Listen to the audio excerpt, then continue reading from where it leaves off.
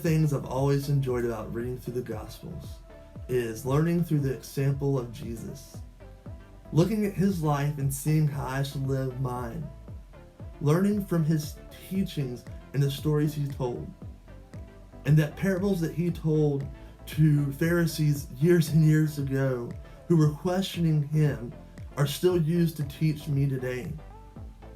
And see, I found that true as I'm reading through the parables in Luke 14 through 16. And what I find to be true with all of God's word throughout the whole Bible is that no matter how many times I've read a verse or this chapter or this story, that I can learn something new, that Jesus teaches me something new. He brings my eyes to something that I've never seen before, or something that was not once relevant to me that now is, that now I understand. And see, I found that to be true in Luke 15 when I was reading through the parable of the lost son, the parable of the prodigal son.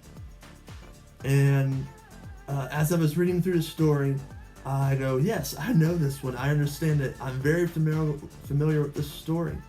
And maybe you are too. It's the story of a father of two sons, and one of them was especially greedy, and he wanted his inheritance now. And he told his father, I want my wealth, and I want it now. And see, the father had two sons, so he gave them each his wealth, and the one was loyal to his father. He stayed, even though he had his inheritance, he stayed and he worked for his father, and he was obedient to his father. But the prodigal son was not. He left, and he spent all his money partying and wasted his inheritance.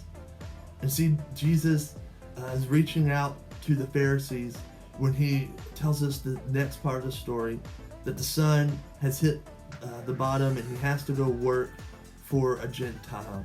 And not only was he working for the Gentile, but he was working serving the pigs. See, the son had become the lowest of lows, and he wanted the Pharisees to understand that. But see, the son had came back, and even though the son had reached the lowest of lows, he wasted all of the father's wealth that was given to him. The father welcomed him back with open arms, and he loved him just as much that day as the day that before he left, or maybe even more, because he had missed his son. So he threw a party to rejoice and celebrate that his son had came home and slayed his fattest calf. And I love this story because, to me, what it is to me is it reminds me of God's grace to me. Just like the Father had given his Son grace, the story is a story of God's grace. And that even though I am a sinner, God rejoiced the day that I was found.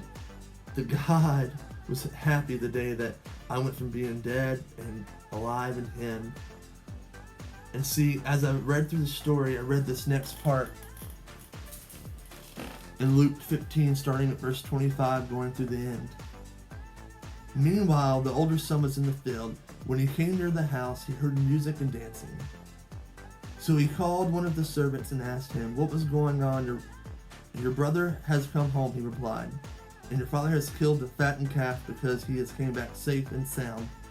The older brother became angry and refused to go in, so his father went out and pleaded with him. But he answered his father, look, all these years I've been slaving for you and never disobeyed you, yet you never gave me even a young goat so I could celebrate with my friends. But when this son of yours, who has squandered your property with prostitutes, comes home, you kill the fattened calf for him. My son, the father said, you are always with me, and everything I have is yours. But we had to celebrate and be glad, because this brother of yours was dead and is alive again. He was lost and is found. And see, I read this story, and many times I'm just reminded of the father's grace for the prodigal son. But I don't look at the son who was still with his father and see his jealousy. But as I read through it today, I was especially drawn to the jealousy of the son, and I had to ask myself, have I ever been the other son? Have I been the son that is a servant to God, servant of my father, but has been jealous to my brother? And I asked you that question. Have you been that son?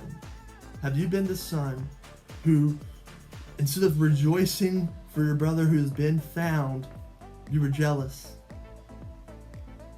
And I even asked myself, what if jealousy and my pride not only stops me from celebrating, the lost son who came back and is now found. But what if my jealousy and my pride stops me from telling somebody who is lost about Jesus?